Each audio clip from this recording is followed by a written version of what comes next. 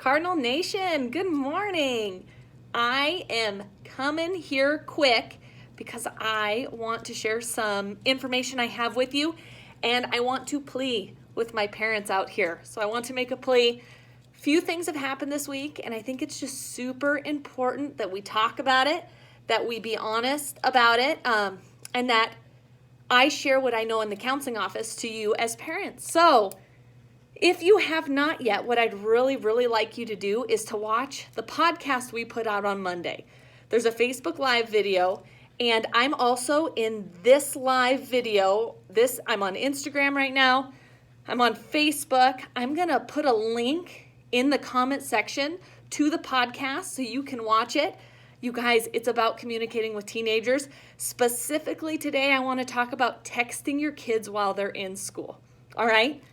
I don't care. I have my phone on me. I'm on Instagram right now. Let's go. Text away. Tell them to mow the lawn. Tell them to pick up their sister after practice. I'm so cool with all of that.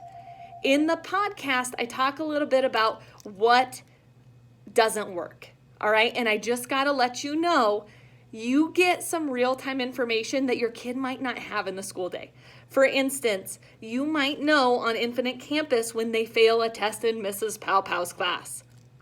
Not good. I don't want kids to fail tests either, okay?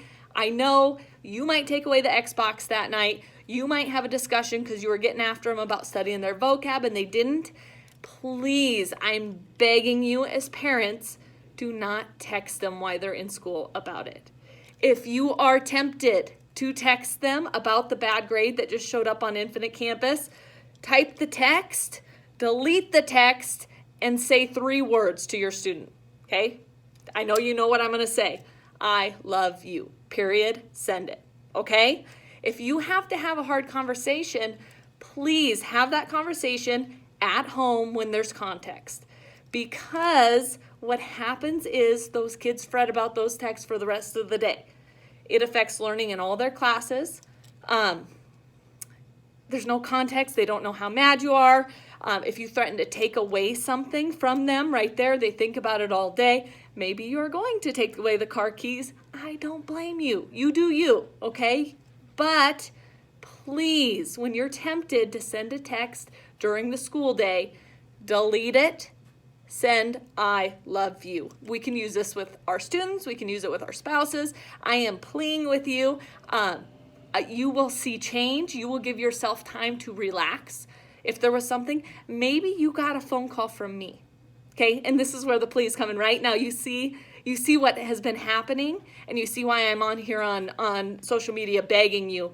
Maybe you got a call from me that said, your student is amazing, that I freaking love them, that I'm obsessed with them, but they've been in my office a lot and I'm a little bit worried about them.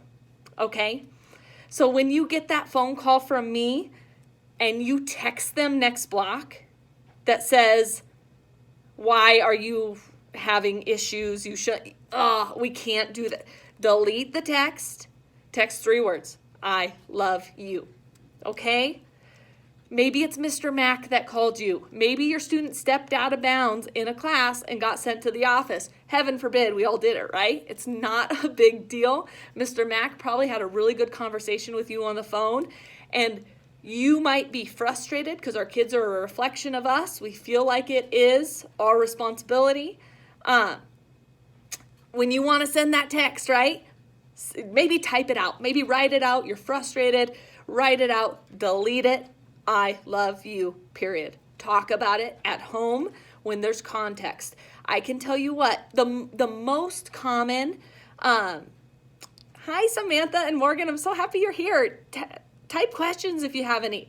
The most common text I see from parents are after a grade goes in the grade book. Okay, that's the most common. And kids are usually pretty resilient about that, right? They're like, I know I'm not a failure. I just failed that exam. I know why. They've probably already talked to Mrs. Powell about it, or I'm using Mrs. Powell because I saw her this morning, or Mr. Ewing or Mr. Nobling. They probably already had that discussion. And if they haven't, it's probably not one that they need to have right that day. Okay? So it's probably something that after a night of processing they can have. Because what they do, if you force them with a text message to go do that, is they come in and say, my mom said I need to talk to you, right? And we know that doesn't work. It doesn't work. What we know works is having conversations with our kids and having them have goals and them realizing that they need to improve their score because they have their goals, right? Or maybe you're going to take away the Xbox. But those are conversations you can have that night, because what you now have done when you send the text message in the middle of the day is you have ensured that whatever they were going to learn or whatever assignments they could have done in class for the rest of the day is not going to get done, okay? And if I call you, kids, if I'm going to call your parents, usually we've talked about it or whatnot. If I call you, it's because I love your kid enough to seek out help when we think we might need it. Whether it's like accommodations in a classroom, I want to see them out for an activity, or maybe there was something I thought they needed some extra resources on. It is out of love and support for your kid. So do us a huge favor. Do me. This is me. I haven't talked to anybody else in this building about this today.